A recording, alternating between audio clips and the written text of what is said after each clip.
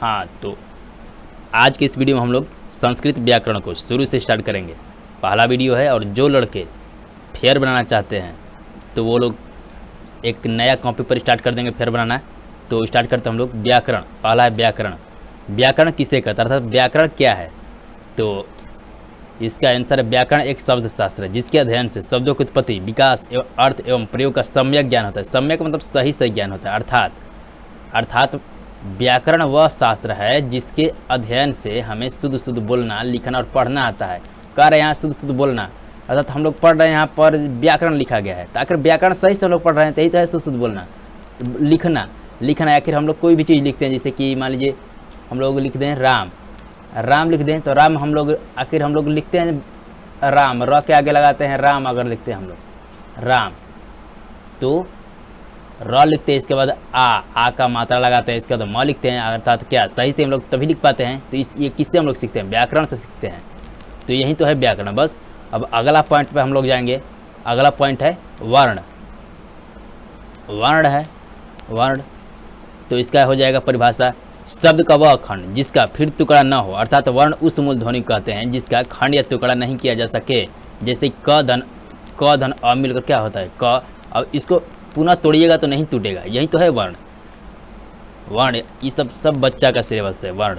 अब अगला हो जाएगा पॉइंट, वर्ण दो प्रकार के होते हैं, स्वर वर्ण, व्यंजन वर्ण। स्वर वर्ण और व्यंजन वर्ण ये भी आप लोग आशा है कि आप लोग जानते होंगे बचपन से ही। स्वर वर्ण किसे कहते हैं, व्यंजन वर्ण किसे कहते हैं। तो स्वर वर्ण के बारे में जानिए आप लोग। स्वर वर्ण किसे कहते हैं, तो स्वर वर्ण के बारे में आप लोग जानिए। तो जिस वर्ण का उच्चारण बिना किसी अन्य वर्णों की सहायता से होता है उसे हम स्वर वर्ण कहते हैं। इसकी संख्या 13 है। जैसे अ, आ, छोटी, बड़ी। अगर अ बोलिएगा तो केवल अ आएगा। अगर मान लीजिए कि अगर आप व्यंजन वर्ण मान लेते कोई व्यंजन वर्ण देते हैं क, तो क धन अ यानी कि उसमें अ आ जा रहा है, तो इसलिए। और अगर वहीं हम लोग अ बोल रहे हैं तो अ केवल अ, अर्थात ये स्वर हो गया। अब आप लोग को पता होगा कि स्वर कौन कौन से, ये सब जरूरत नहीं उतना बताना। और अगला है पॉइंट व्यंजन वर्ण। जिन वर्णों को हम बिना स्वर की सहायता से नहीं बोल सकते हैं उन्हें व्यंजन वर्ण कहते हैं। अथवा जिन वर्णों के उच्चारण में स्वर वर्णों की सहायता लेते हैं उन्हें व्यंजन वर्ण कहा जाता है। हिंदी में क से लेकर ह तक 33 व्यंजन वर्ण है। छात्र ज्ञ संयुक्त व्यंजन वर्ण है।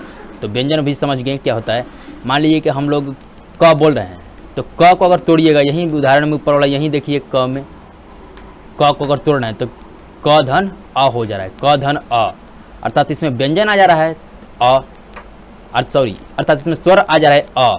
तो इसलिए यहाँ लिखा गया है कि स्वर वर्णों की सहायता से नहीं, बिना इसकी सहायता से लोग नहीं बोल सकते था। जिनके उच्चारण में स्वर वर्णों की सहायता लेना पड़े उसे क्या कहते हैं हम लोग? व्यंजन वर्ण कहते हैं। तो यहाँ तक आशा क्लियर हो गया होगा। और हाँ, एक और बात की, छात्र जो ज्ञ है ये सब संयुक्त व्यंजन है।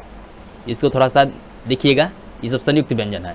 और अगला हो जाएगा हम लोग का स्पर्श वर्ण। स्पर्श वर्ण वैसे तो ये उतना बोर्ड के दृष्टिकोण से भी नहीं है 10 क्लास का, लेकिन फिर भी जानकारी रख लीजिए। अब है कवर्ग, चवर्ग, टवर्ग, तवर्ग और पवर्ग के 25 वर्ण स्पर्श है। यानी कि कवर्ग मतलब कि क ख ग घ अंग, चवर्ग मतलब च छ ज झ इ, टवर्ग मतलब ट ठ ड ढ अण, तवर्ग मतलब त थ द ध न, और पवर्ग मतलब प प ब भ म के 25 वर्ण स्पर्श है। तो कवर का मतलब समझ गए हमें। कवर मतलब क से लेकर अंग तक। कवर का मतलब ये हो जाएगा कि क से लेकर अंग तक। तो इसको क्या बोलते हैं हम लोग? स्पर्श वर्ण बोलते हैं। अगला हो जाएगा घोष वर्ण। अगला घोष हो जाएगा तो घोष वर्ण पांचों वर्गों के तृतीय, चतुर्थ और पंचम वर्ण तथा यर, लव और ह घोष वर्ण। पांचों वर्गों के तृतीय, इसका मतलब क्या हुआ? पांचों वर्गों के तृतीय, मान लीजिए हम लोग क ख ग घ अंग लिखते हैं, क ख ग घ अंग कह रहे हैं। पांचों वर्ग तृतीय, चतुर्थ और पंचम। मान लीजिए क वर्ग लेते हैं हम तो इसका तृतीय क्या हो जाएगा? ग हो जाएगा। चतुर्थ घ, पंचम वर्ग अंग तथा य र लव को घोष है। इसके लिए घोष क्या हो जाएगा? कवर के में ग हो जाएगा, घ अंग हो जाएगा। कह रहे तृतीय, तो तृतीय ग न आता है, चतुर्थ घ ही आता है और पंचम अंग आता है। ये क वर्ग के लिए हो जाएगा। कह रहे पांचों वर्ग के तृतीय। तो इसी तरह च वर्ग में भी आ जाए ज झ इ, ये सब क्या हो गए? ये सब घोष वर्ण हो गए। अगला है अघोष वर्ण। सभी वर्गों के प्रथम और द्वितीय वर्ण तथा तलाबी स, मूर्धन्य स, डांटी स, मूर्धन्य स, तलाबी स, जो अघोष वर्ण कहते हैं। तालवी समुदाय से यानी तीनों स है को अघोष वर्ण कहते हैं। सभी वर्गों के प्रथम और द्वितीय, इसका मतलब क्या हुआ? सभी वर्गों के प्रथम और द्वितीय, इसका मतलब ये हुआ कि क वर्ग अर्थात क ख ग घ अंग, इस क ख ग अंग क वर्ग हो गया। और कह रहा है कि वर्गों के प्रथम और द्वितीय, प्रथम मतलब कि क और द्वितीय मतलब कि ख। इस तरह च वर्ग का प्रथम और द्वितीय, प्रथम च द्वितीय छ, इसी तरह ट वर्ग प्रथम ट द्वितीय ठ। तो ये क्या हो जाएगा? अघोष हो जाएगा। और इसके साथ तालवी समुदाय से डांटी सा को अघोष वर्ण कहते हैं। बस यहाँ तक से आशा क्लियर हो गया होगा आप लोगों का। अल्प प्राण, अगला टॉपिक है अल्प प्राण। ये टॉपिक है अल्प प्राण। अल्प प्राण अर्थात किससे कहते हैं? तो ई रट लीजिएगा, परीक्षा के लिए कोई जरूरी नहीं है। वैसे भी जानकारी उतना संस्कृत का नहीं लेना है, पंडित नहीं बनना है, बस बोर्ड निकल जाए किस तरह, यही बात है बस। अब कह रहे हैं कि अल्प प्राण सभी वर्गों के, अल्प प्राण सभी वर्गों के द्वितीय और चतुर्थ वर्ण तथा यरलव अल्प प्राण सभी वर्गों के द्वितीय, सभी वर्ग मतलब कि क वर्ग ख वर्ग च वर्ग। यहाँ देखिए क वर्ग सभी वर्ग, क वर्ग च वर्ग, ये सब सभी वर्गों के क्या? द्वितीय चतुर्थ। क वर्ग का द्वितीय क्या हो जाएगा? ख हो जाएगा। चतुर्थ क्या होगा?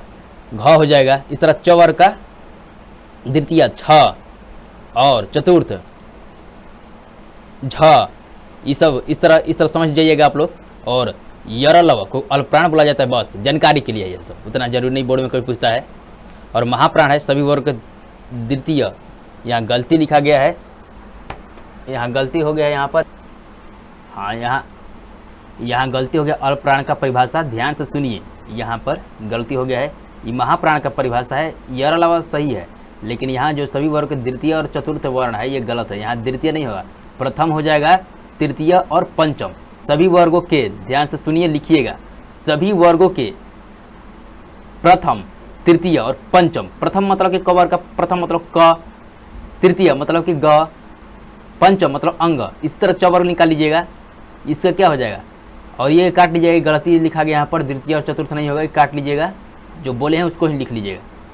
तथा यरलव अल्प प्राण है। अब महाप्राण किसे कहते हैं? सभी वर्गों के द्वितीय और चतुर्थ को महाप्राण कहा जाता है। द्वितीय मतलब कि ख और चतुर्थ मतलब कि घ को महाप्राण, तथा तालवी समुदाय से महाप्राण है, इसको तो बता चुके हैं। अगला है अंतस्थ। यरलव को अंतस्थ वर्ण कहते हैं। अंतस्थ यरलव, यही चारों है अंतस्थ वर्ण कहते हैं। अब उष्म वर्ण, उष्म मतलब तालवी समुदाय दांटी सह उष्म वर्ण। उष्म वर्ण क्या है कि जब मुंह से बोलिएगा तो उष्मा जैसा फीलिंग्स होता है, इसलिए उष्म वर्ण है। अब अयोगवाह है अगला। अयोगवाह अनुसार और विसर्ग को क्या कहते हैं? अयोगवाह कहा जाता है।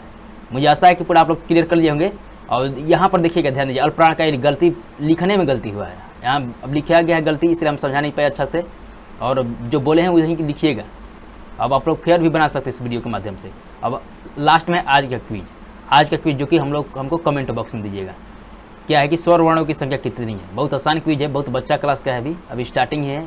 और हाँ, जानकारी अच्छा लगा हो, अगर समझाए होंगे अच्छे तरह से, समझ में आप लोग आ रहा होगा, वीडियो को शेयर जरूर कीजिएगा, लाइक कीजिएगा और सब्सक्राइब चैनल को जरूर कीजिएगा। तब तक से जय हिंद, जय भारत।